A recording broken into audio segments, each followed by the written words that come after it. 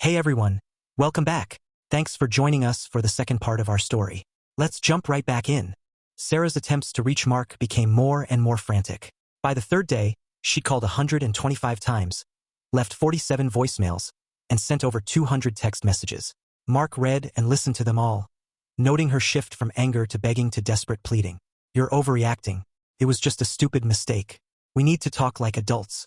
Come home, please, Mark. I'll do anything. I'll end it with Chris. It meant nothing. Where are you? People are starting to ask questions. This is humiliating. I spoke with a lawyer today. If you don't answer, I'll have no choice but to take legal action. The last message made Mark laugh. She was in no position to make legal threats, and they both knew it. Their state had fair property division, but their prenuptial agreement was solid. If there was infidelity, Sarah would only get what she brought into the marriage, which wasn't much. Mark finally called his lawyer, Patty Wells, known for her sharp efficiency. Mark, I've been expecting your call, Patty said when he reached her. Your wife has been quite persistent in trying to locate you through my office. I imagine she has.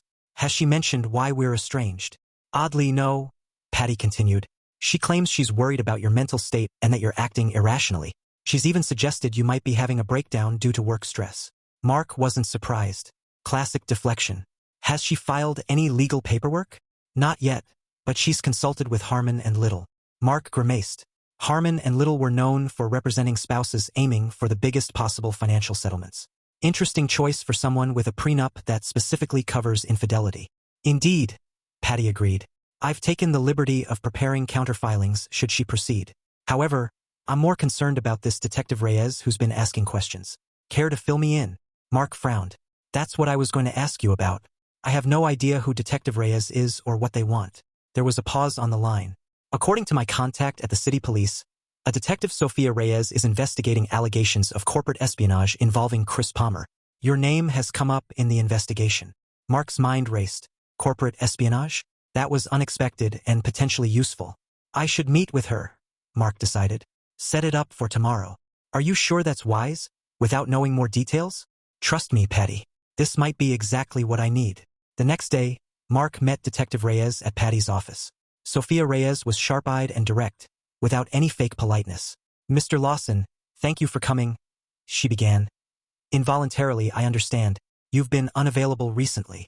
I've been working, Mark replied smoothly. What's this about corporate espionage? Detective Reyes opened a folder. Ferris Pharmaceuticals has filed a complaint against Chris Palmer, alleging he's been accessing confidential client information without permission. They became suspicious when Meridian Pharmaceuticals suddenly started making offers to several of their key accounts Mr. Palmer had access to. Mark kept his expression neutral. That sounds concerning. But what does it have to do with me? Mr. Palmer claims you set him up, that you orchestrated a job offer for Meridian to lure him into leaving Ferris, knowing he'd be accused of taking company secrets. Mark allowed himself a small smile. Detective, I'm a designer, not a drug company executive. How exactly would I pull off such a complicated scheme? That's what I'm trying to determine. She studied him carefully. Your wife told us you've been acting erratically since discovering her relationship with Mr. Palmer. Did she mention that she and Palmer were planning to trick me into moving to Denver based on lies? Mark countered. Or that Palmer lied about his job at Ferris to make this deception easier? Detective Reyes's expression didn't change. Those details weren't mentioned, no? No. I imagine there are many details my wife and Mr. Palmer have conveniently left out. Mark leaned forward. Detective, I didn't do anything illegal. If Palmer looked at files he shouldn't have in his eagerness to impress a potential employer, that's on him. And his claim that I arranged the Meridian interview. Mark shrugged. The drug industry is small. I designed a vacation home for a prominent headhunter. Maybe I mentioned Palmer was looking for new opportunities. Is networking a crime now? After the detective left, Patty fixed Mark with a hard stare. You're playing a dangerous game, Mark. Corporate espionage carries serious penalties. I didn't ask Palmer to steal anything, Mark said truthfully. If he chose to bring confidential information to his Meridian interview to make himself look good, that was his decision. Patty's expression remained doubtful. Just be careful. Your revenge won't be satisfying from a jail cell. Mark nodded, but inside he was pleased. Things were going even better than he'd hoped. Palmer had panicked, just as Mark had predicted. Now to speed up the next step. He made 2 calls after leaving Patty's office. The first was to Leo Ross. How quickly can you arrange an interview for me with the CEO of Meridian? Leo sounded wary. What are you planning now? Another demolition? Trust me, You'll want plausible deniability. Just set up the meeting. His second call was to Martin Green, CEO of Meridian Pharmaceuticals. Mr. Green, Mark Lawson here. We haven't met, but we have a mutual problem named Chris Palmer. I believe we should discuss this privately. Martin Green agreed to meet Mark for breakfast at a quiet hotel, away from the public eye. The CEO was older than Mark expected, with sharp eyes that missed nothing. I don't usually meet with strangers who call claiming to have solutions to problems I didn't know I had, Green said after they'd ordered. But the Palmer situation has become complicated. I imagine it has, Mark replied. Especially since he's been feeding you Ferris's client information, which is now being traced back to your company. Green's expression hardened. We did not ask for any confidential information. Of course not. But Palmer offered it anyway, didn't he? Eager to prove his worth. Green didn't confirm or deny this. What's your interest in this, Mr. Lawson? You're not in the drug business. Let's just say Palmer and I have a personal history. He's been involved with my wife while simultaneously trying to manipulate my career for his own gain. Understanding dawned in Green's eyes. This is about revenge. This is about justice, Mark corrected, and offering you a solution that benefits us both. I'm listening. Ferris is building a case against Palmer for corporate espionage. They'll likely include Meridian in the lawsuit, claiming you encouraged him to steal company secrets. Green frowned. We've already ended Palmer's job offer. Too late. The damage is done. Mark leaned forward. Unless you have someone who can testify that Palmer offered the information without being asked, and that Meridian immediately recognized it as confidential and rejected it. Someone like you. Green asked skeptically. Someone exactly like me? Exactly. I was there when Palmer approached Meridian. I saw him offering confidential Ferris information, and I have the text messages where I warned him against sharing such things. Of course, Mark had been nowhere near Palmer's Meridian interview, and there were no such text messages. But Green didn't know that. Green's eyes narrowed. That's quite convenient. It could be, Mark agreed, for a price. And what price would that be? Transfer Palmer to your Singapore office immediately. A sideways move, not a promotion. Make it clear he has no choice if he wants to avoid legal trouble. Green studied Mark for a long moment. That's your revenge? Sending him to Singapore? Mark smiled. That's step one. Step two is none of your concern. Mark stood. Call your legal team. Tell them I'm willing to provide a sworn statement clearing Meridian of wrongdoing in exchange for Palmer's immediate transfer. They'll see the value. 3 days later, Palmer received the news. Transfer to Singapore or face criminal charges for corporate espionage. Mark knew this because Sarah called him in a panic. What have you done? She demanded when he finally answered. Chris is being sent to Singapore. Singapore. Chris was destroying our marriage. Not enough. Mark's voice was cold. Our marriage was destroyed the moment you decided to lie and manipulate me. It wasn't like that. I wanted us to have a fresh start. Denver seemed perfect. Perfect for continuing your affair, you mean?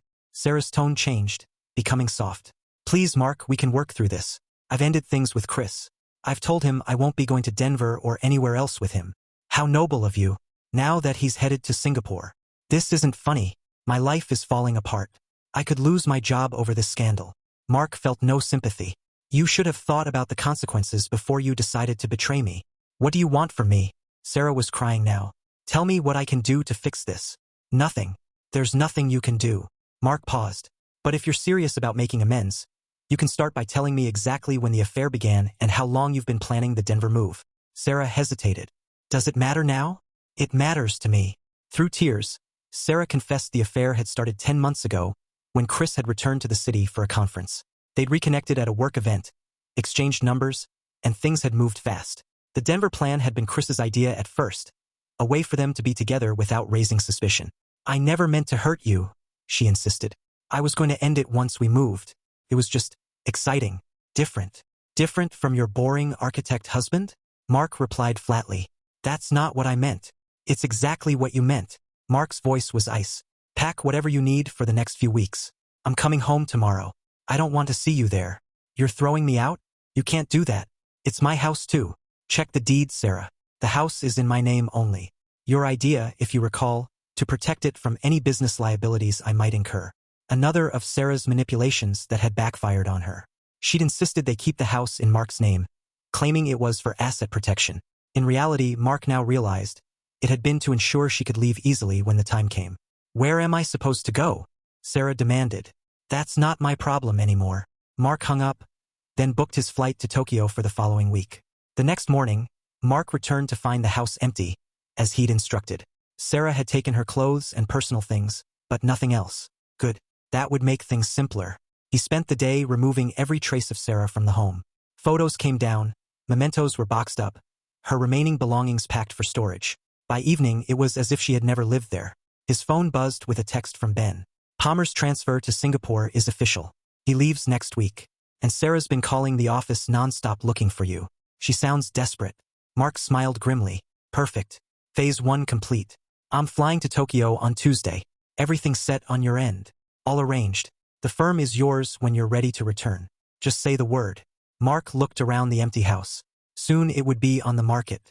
His life in the city would be neatly wrapped up, ready to be packed away. The Tokyo job would give him time and distance. Time to plan the next phase of his revenge, and distance to carry it out without interference. Sarah and Chris thought this was over. They had no idea what was coming next. Tokyo embraced Mark with its organized chaos and respectful anonymity. The design firm welcomed his skills, and his temporary position quickly became a valued senior role. Mark immersed himself in Japanese design philosophy, finding peace in its focus on balance and harmony, things his personal life had lacked. 3 months passed with little contact with the city. Ben managed their firm well, sending weekly updates that Mark acknowledged briefly. Patty handled the divorce, reporting that Sarah had finally accepted the prenuptial terms after her attempts to fight it failed. The house sold for more than expected, the money safely in Mark's accounts. As for Sarah, Mark heard through Ben that she was struggling. Nova had transferred her to their Chicago office, a step down disguised as a sideways move. The scandal with Chris had hurt her career. She'd reached out to Mark several times through Patty, wanting to reconcile or at least talk. Mark ignored every attempt. Chris's situation in Singapore got worse fast. Mark's anonymous tip to Ferris Drugs about Chris still talking to Meridian led to a company investigation. While he avoided criminal charges thanks to Meridian, Chris's career in the drug industry was over. His family could only protect him so much. Mark kept a close watch on both Sarah and Chris online through a private investigator. He tracked their messages, where they went, and their desperate tries to save their careers and reputations. The information gave him a cold satisfaction, but it wasn't enough. Not yet. 6 months into his Tokyo job, Mark got a call from Patty. The divorce is final, she told him. Congratulations, you're a free man. Mark felt nothing at the news, neither relief nor sadness. Thank you for handling everything. There is one matter we should discuss, Patty continued. Sarah is claiming you've been harassing her employer and interfering with her job prospects. She's threatened to file for a restraining order. Mark smiled. He hadn't contacted Nova directly, but he had made sure Sarah's role in the Chris scandal was well known in the industry. It wasn't harassment. It was simply making sure the truth was out there. Let her file whatever she wants. There's no proof of harassment because there hasn't been any.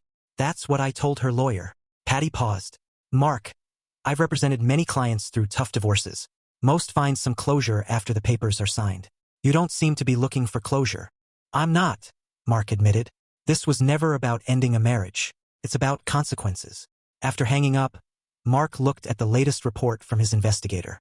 Chris had been fired from Meridian's Singapore office. His finances were a mess, his reputation ruined. He'd booked a flight back to the US to Chicago where Sarah now lived. Mark smiled. They were planning to reconnect, to rebuild their lives from the mess he'd made. How predictable. It was time for the next step. Mark called Martin Green at Meridian. Their deal had helped them both. Mark's testimony had helped Meridian avoid a costly lawsuit, and Green owed him. Mr. Green, Mark Lawson. I believe it's time to call in that favor.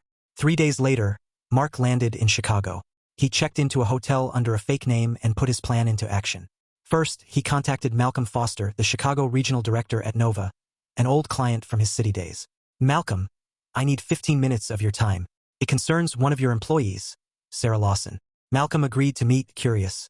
Over coffee in the hotel lobby, Mark laid out a carefully crafted story. He discovered Sarah and Chris had been selling Nova's secret information to rivals during their affair. He had fake but convincing evidence suggesting Sarah had looked at confidential files she shouldn't have. I'm not looking to cause trouble, Mark assured Malcolm. I just thought you should know about the potential risk, given what happened with Palmer. I'd hate to see Nova caught off guard.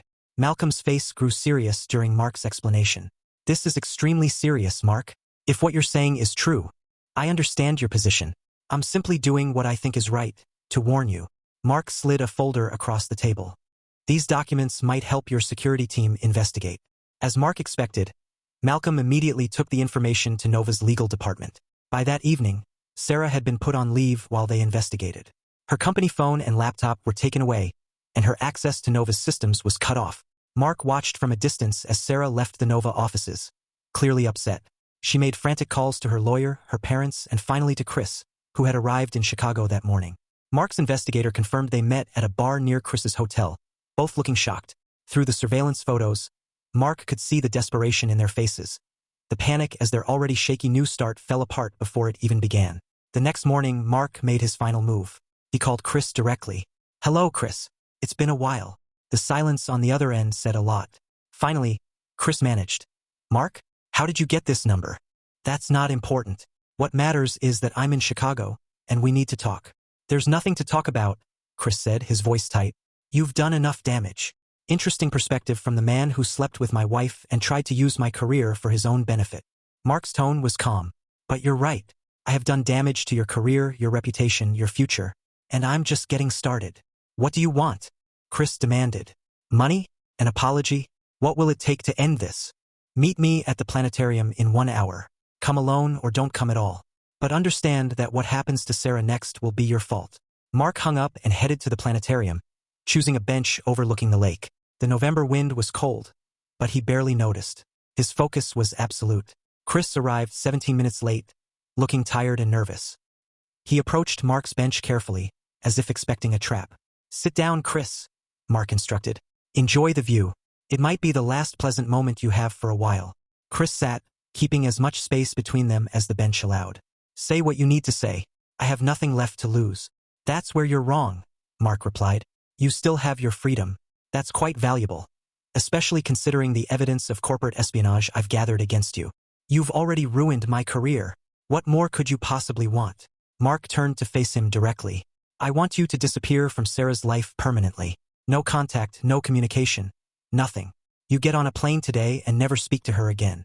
Chris laughed bitterly. "After everything you've done, you're still worried about her being with me?" "She's all I have left, Mark. We're both starting over." "No, you're not," Mark said, his voice still. "You're finished, Chris. The only question is whether you end up in prison or just unemployed and disgraced." Mark took an envelope from his coat pocket and handed it to Chris. Inside are 2 things. A one-way ticket to Seattle, leaving in 4 hours, and a USB drive containing evidence that would interest the FBI's white-collar crime division. Palmer stared at the envelope. "This is extortion." "This is mercy," Mark corrected. "More than you deserve. You have one chance to walk away from this with some semblance of a future. Take the ticket, start over somewhere far from Sarah and far from me." "And if I refuse?" Mark stood. "Then I make a call, and by tomorrow morning, federal agents will be questioning you about data theft across state lines. That's a federal offense with significant prison time." The color drained from Palmer's face. "You would really go that far? Over an affair?"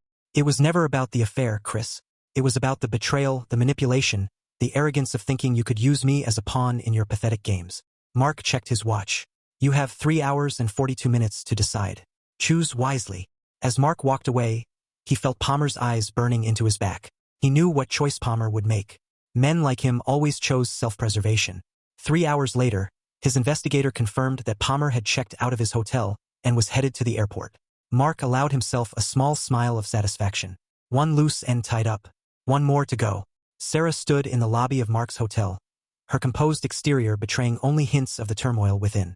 She'd received his message, a simple text with a time and place, and had arrived exactly on schedule, always punctual when it suited her needs. Mark watched her from the mezzanine level before descending to meet her. She looked thinner than he remembered, the stress of recent months evident despite her careful makeup and expensive clothes. "Thank you for coming," Mark said as he approached. Sarah's eyes widened slightly at his appearance. Tokyo had changed him. He was leaner, more poised, his tailored Japanese suit cutting a sharp figure. "You didn't give me much choice," she replied, her voice carefully neutral. "Not after what happened at Nova." Mark gestured toward the hotel restaurant. "Shall we?" They were seated in a private corner booth, invisible to casual observers but with a clear view of the exits, a setting Mark had deliberately chosen. After ordering drinks, they sat and waited, silence hanging in the air until Sarah finally spoke. "Chris is gone," she said flatly. "He left yesterday without even saying goodbye. Just a text saying he was taking a job in Seattle and it was over between us." Mark sipped his whiskey. "How disappointing for you. Don't pretend you had nothing to do with it." Her facade cracked slightly, revealing the anger beneath. "This is all you're doing, isn't it? The Nova investigation. Chris's sudden departure. It's all you. Does it matter? Of course it matters. You've systematically destroyed my life, Mark. My career, my relationship, my reputation, everything. Mark set his glass down carefully.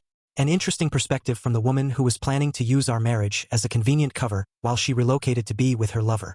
Sarah flinched. It wasn't like that. Not entirely. Then tell me what it was like. Sarah, explain to me how your betrayal was somehow justified. She looked away. I made a mistake. Terrible mistake. I've admitted that. I've apologized. What more do you want from me? The truth, Mark said simply. No more manipulation. No more convenient narratives. Just the truth. Sarah's shoulders sagged, her carefully maintained posture collapsing. The truth. The truth is I was bored, Mark. We built this perfect life that looked good on paper. Successful careers, beautiful home, respected in our circles. But somewhere along the way we stopped seeing each other. You were always working, always focused on the next project, the next client. So your solution was to cheat rather than communicate?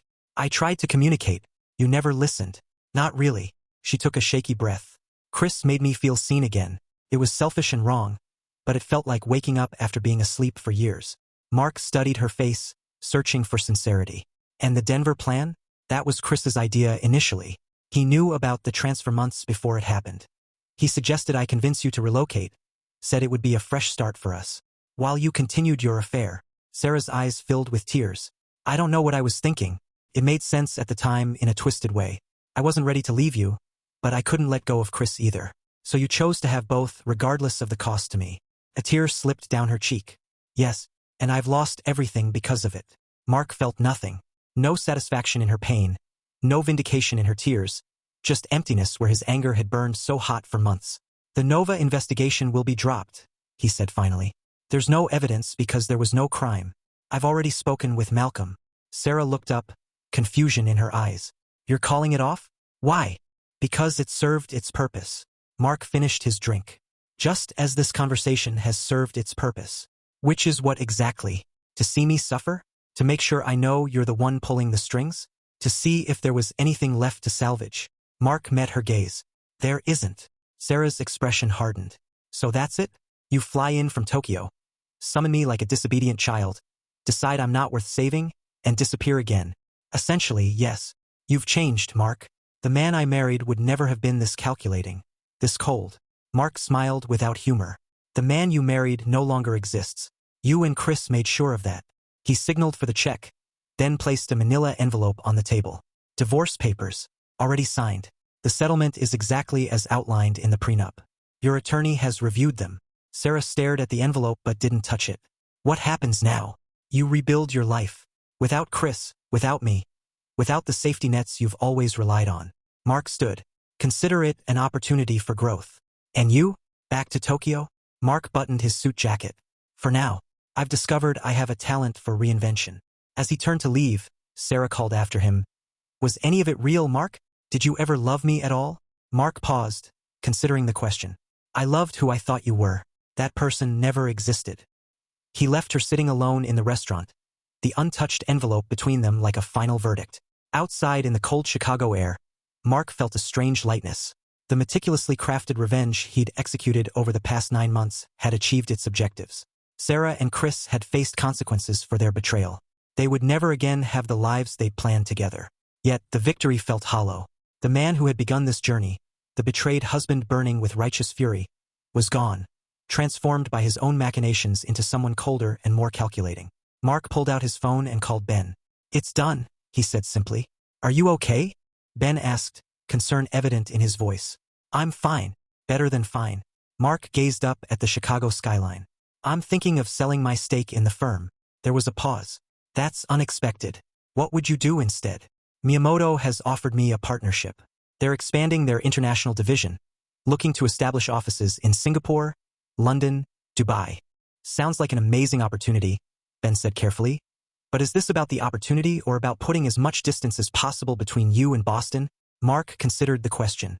Both, maybe. It's time to build something new, something entirely my own. Whatever you decide, I'm behind you 100%, Ben promised. Just don't disappear on me, okay? Nancy would never forgive me if I lost track of her favorite architect. Mark smiled. feeling the first genuine warmth he'd experienced in months. I won't disappear, just relocate strategically. After hanging up, Mark walked through Millennium Park watching families ice skating, tourists taking photos. Normal people living normal lives, untouched by the kind of betrayal and vengeance that had consumed his existence.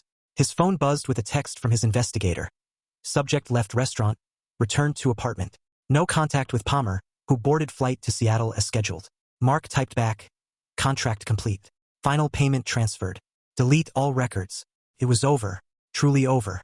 Sarah would recover eventually. She was nothing if not resilient. Palmer would fade into obscurity in Seattle.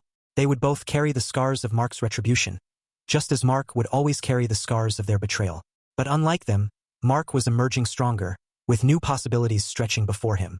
The pain they had inflicted had forged him into someone more formidable, more deliberate, someone who would never again be vulnerable to manipulation or betrayal. As the snow began to fall, Mark turned toward his hotel, already mentally planning his return to Tokyo and the future beyond. He had architectures to design, both professional and personal, and this time he would build on foundations no one could shake.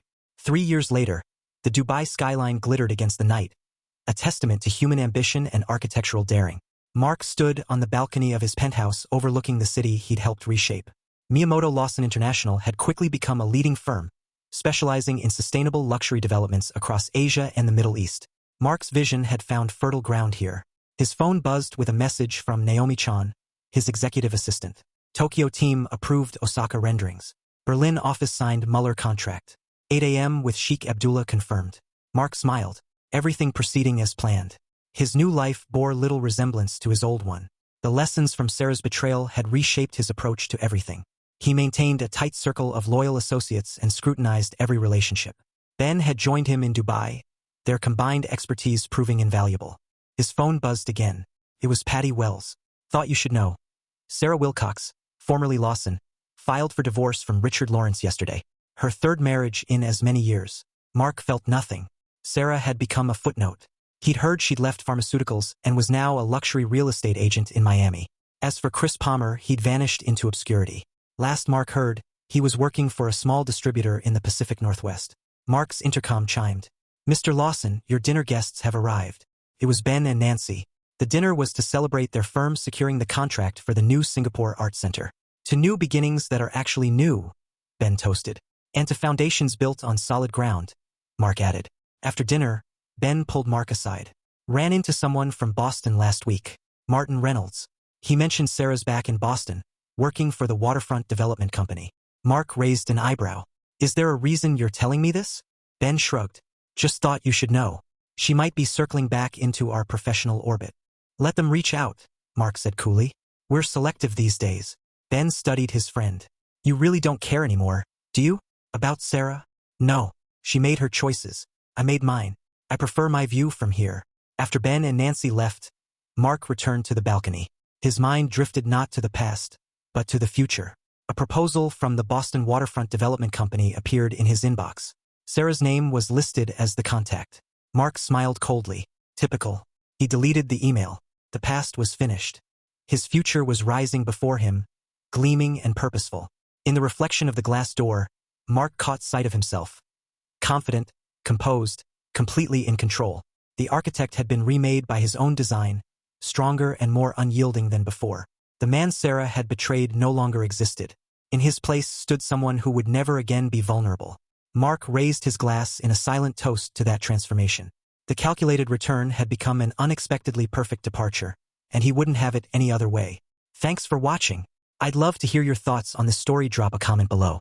Don't forget to like and subscribe for more intense tales. See you in the next one.